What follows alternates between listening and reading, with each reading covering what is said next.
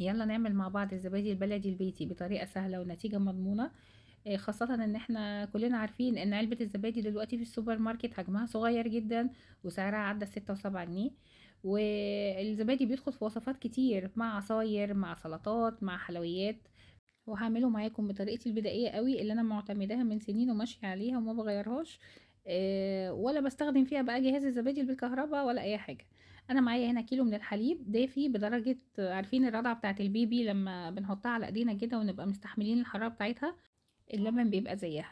كيلو الحليب بياخد معلقة من خميرة الزبادي دي، ده زبادي كنت عاملاه قبل كده وبشيل منه معلقة الخميرة.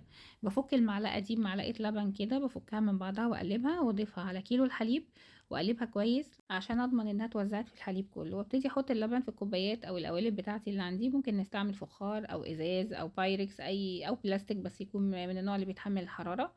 وانا بسويها في حمام ميه دافيه، والميه برضو درجه حرارتها نفس درجه حراره اللبن. وبحطهم في المطبخ على البوتاجاز او في الفرن. اللي مش حابب برضو يستعمل حلة المية، في طريقة تانية انا بستعملها برضو في اوقات معينة، ان انا بفتح الفرن واسيبه شغال حوالي ربع ساعة وبعد كده بطفيه وادخل فيه كوبايات الزبادي، وبيديني نفس النتيجة. بالنسبة للوقت اللي بياخده الزبادي، الصيف طبعا غير الشتاء. في الصيف بياخد حوالي 3 ساعات، وبيبقى زبادي اتعمل ومظبوط. في الشتاء طبعا نتيجة لبرودة الجو بياخد وقت أطول. فأنا بحب دايما أعمله بالليل وأسيبه لتاني يوم الصبح. ودي النتيجة زي ما احنا شايفين. الزبادي كامل طبعا، أنا استخدمت لبن هنا كامل الدسم زي ما احنا شايفين كده، عمل وش الكريمة.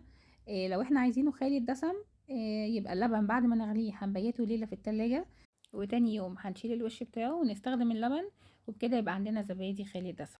طب لو احنا عايزين زبادي يوناني، الزبادي اليوناني هو البلدي بس ما بيكونش فيه نسبة المية والرطوبة اللي موجودة في البلدي. فاحنا هناخد كوباية الزبادي نحطها في مصفى تكون الفتحات بتاعتها صغيرة جدا، ونستنى لحد ما يصفي كل المية اللي فيه، وبكده يبقى عندنا الزبادي اليوناني. كيلو الحليب طلع لي 5 كوبايات كبار، الكوباية 200 ملي. وبكده نكون عملنا احلى زبادي كريمي في البيت بجودة عالية وسعر اقل وكمية اكبر، وبألف صحة وهنا.